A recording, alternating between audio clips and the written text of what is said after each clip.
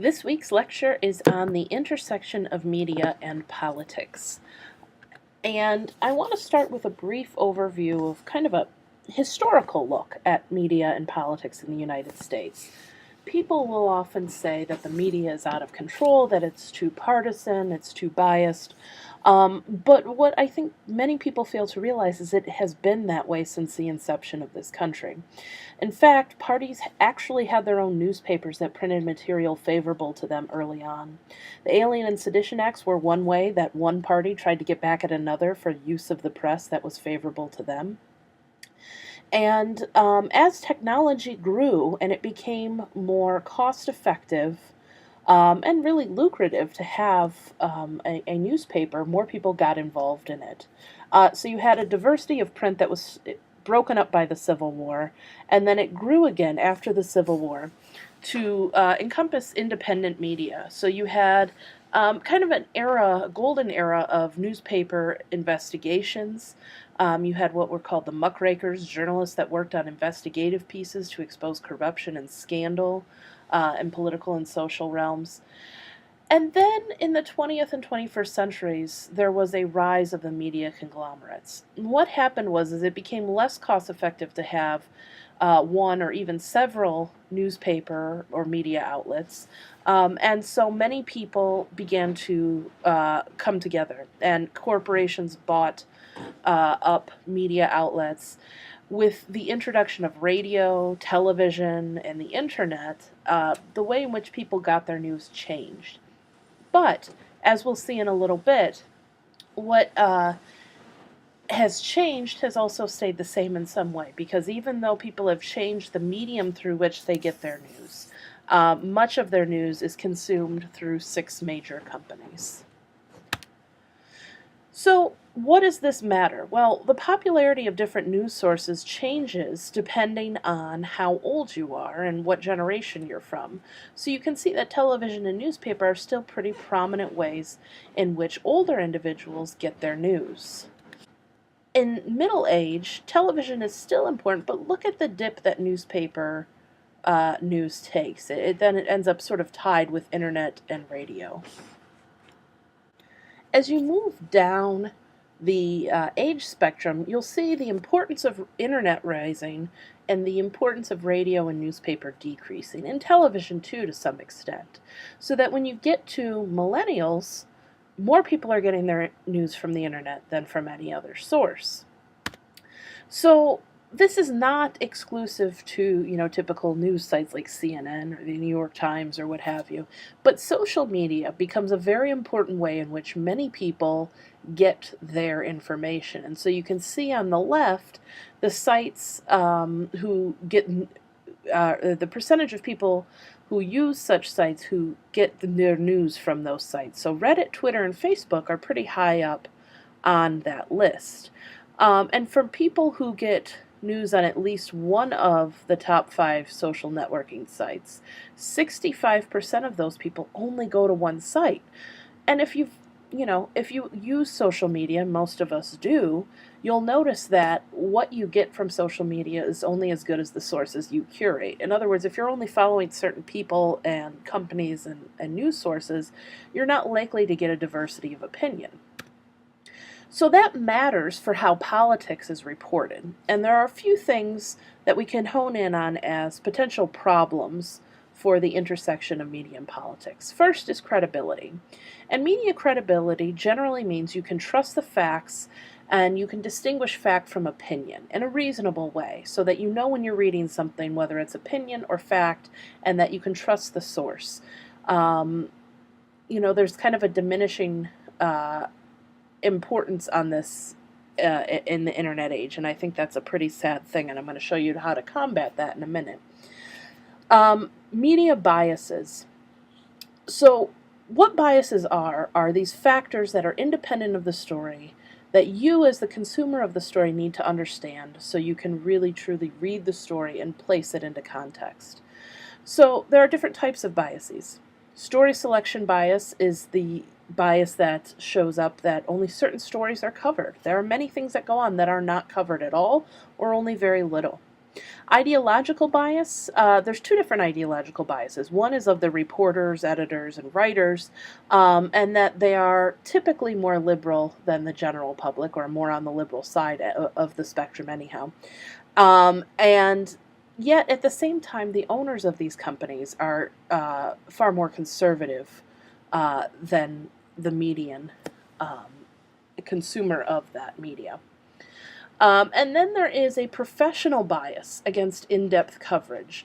And this is because media is called on to report on so many things and given so little time, and resources have been cut, especially in recent years, to do in-depth pieces. And so many people are just kind of scraping the surface of the story. Media control matters. So this is an infographic which is a little bit dated, but it certainly is not wrong in many of its assumptions, and actually things are a little bit slightly worse now than they were when this was drafted. But it talks about how there really is this illusion of choice, that we have all these media sources to choose from, but in reality, much of it is consolidated. So you can see that in 1983, 90% of American media was owned by 50 companies, and in 2011, that 90% was 6 companies. And these 6 companies have interests that are fairly diverse. So Disney owns ABC and ESPN. And for those of you who watch sports, you may notice that there are cross promotions at times. People who get tickets to certain sporting events being covered by ESPN are probably ABC affiliates in some sort. And then with Disney's ownership of Marvel and now the Star Wars universe and all of that, you can see how different news pieces might be influenced by things that the company themselves owns. And that means there are very few people controlling what gets out in terms of information. Now, I mentioned before that generally writers and reporters are a little more liberal, but who controls the story is these 232 media executives who, on the whole, tend to be a little more conservative. And the revenue of these organizations is kind of astounding. The revenue involved for the Big Six was enough to buy every NFL team 12 times over. It's hard to imagine something that is this big. And so what does this all matter? And I'll link this infographic in and of itself so you can take a look at it. But I think what becomes important, especially when you look down at radio, is that this really reflects what we're being given.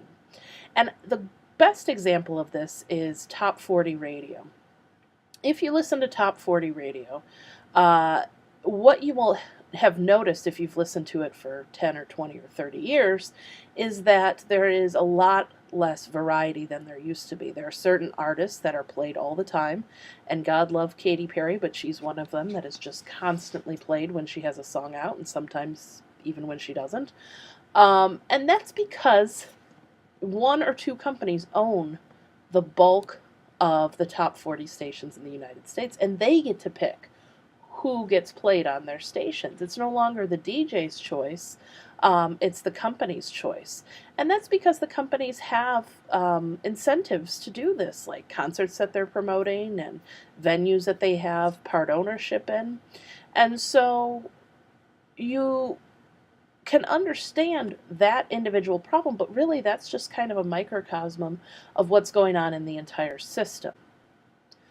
Back to this intersection of media and politics and those problems.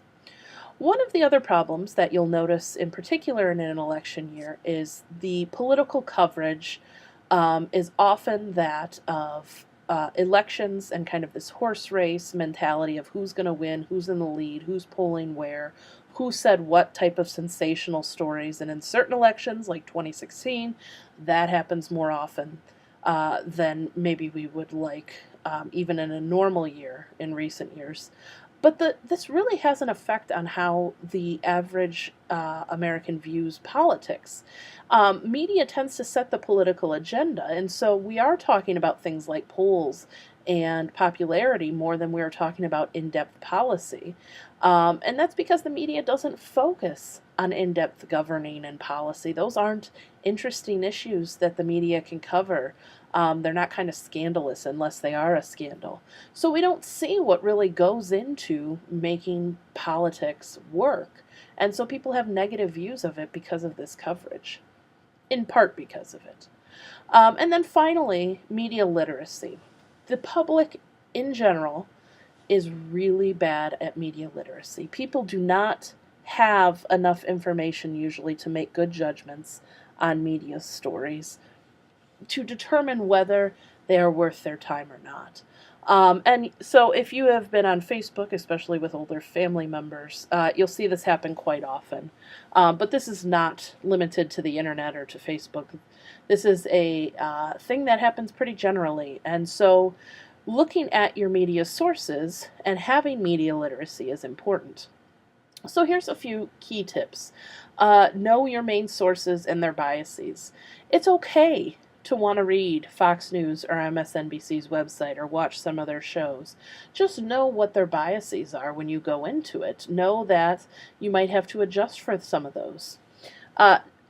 This is a kind of a pet peeve of mine, but know your satire sources to avoid thinking they're real stories. The Onion, theonion.com, that is satire. It's not real. It's all jokes. It seems real sometimes, and in fact, China thought that The Onion naming Kim Jong-un sexiest man alive one year was a real thing, and they got really upset about it. And we had to explain to them as a matter of national security what The Onion was. But on the whole, know that The Onion is not true, except for the AV Club, which does do media reviews and that kind of thing. Know your fact-checking sources. And so the three top ones that I will list here because they directly check the media, but they're by no means the only ones, are Snopes.com, where you can look up viral emails and social media postings, factcheck.org, and politifact.org. Those three sites you can go to and look up certain issues, certain candidates, certain elected officials, and see what is being said, and they will go through and rate how true it is. And then finally, trust your instincts and follow up on stories you see on social media. If something sounds too weird to be true, look into it. Don't just take it at face value. So we would be remiss if we didn't talk about the money aspect of this. And so I'm going to go over a brief history and then show you why this is such a problem. So campaign finance reform has been something that has been attempted for several decades now. And as far back as the 70s, we became aware that the modern political system was inundated with money and that money could be used in problematic ways. So in 1974, Congress passed the Federal Elections Campaign Act, which created the Federal Elections Commission, the FEC. It set contribution limits, required disclosure of contributions and spending, and started that public financing for the presidential election. So when you do your taxes, you know you can check that box that says I want to give $3 to the election fund, and it doesn't increase or decrease your taxes. That whole thing stemmed from FECA in 1974. In 1976, there was a challenge to this law. And the challenge to this law brought about this ruling, and that is that spending money, candidates spending money, is speech. Because we value political speech so much, when candidates spend money in order to print a pamphlet or a flyer or do an ad on radio or TV, those things are actually speech, and we cannot tell candidates that their First Amendment rights are restricted. So spending money is speech, according to the Supreme Court in Buckley versus Vallejo. In the McCain-Feingold Act, or the Bipartisan Campaign Finance Reform Act, most people remember it as McCain-Feingold, the intent was to do away with some of the workarounds. So after Buckley versus Vallejo and FECA, this idea of PACs came about, Political Action Committees, PAC S, if you're making it plural. And these committees were groups that could get donations made to them, and they could spend them on candidates or in support of candidates or in support of issues. And so the McCain-Feingold Act did several things. It updated some of these limits, it put new rules in place, and it included rules about soft money contributions to PACs. In 2010, one of the things that was challenged in the Citizens United versus FEC case was that a corporation who made a movie called Hillary the Movie challenged some of the regulations about being able to put this movie on an on-demand system within a certain time frame of a primary election, but also spending general treasury funds. One of the restrictions that had been around before McCain-Feingold but was sort of reenacted in McCain-Feingold was that companies could not spend money in support or opposition to a candidate. So Walmart couldn't go out and support Ted Cruz, for example. But in Citizens United, that started to change. Because what the court said is that you could not decide that someone couldn't give based on the fact that they were a corporation. In other words, for the first time, corporations now had free speech rights with respect to political donations. And this upset a great many people. In fact, has started a great many political campaigns, or at least slogans, based on it. And for good reason. Because Citizens United and the failure to regulate PACs and super PACs and corporate money has real implications. So what I want you to take away from that is the idea that there are ways around these regulations, and now that these regulations have been loosened by Supreme Court rulings, there are more ways for people with money to get their voice heard in politics. And the problem with that, according to many, is that people with money have more of an ability to reach others with their views than people with less, which means by virtue of how much money you have, that's how much voice you have in politics. We will leave it there this week. I will talk to you on the Blackboard site, and if you have any questions, let me know.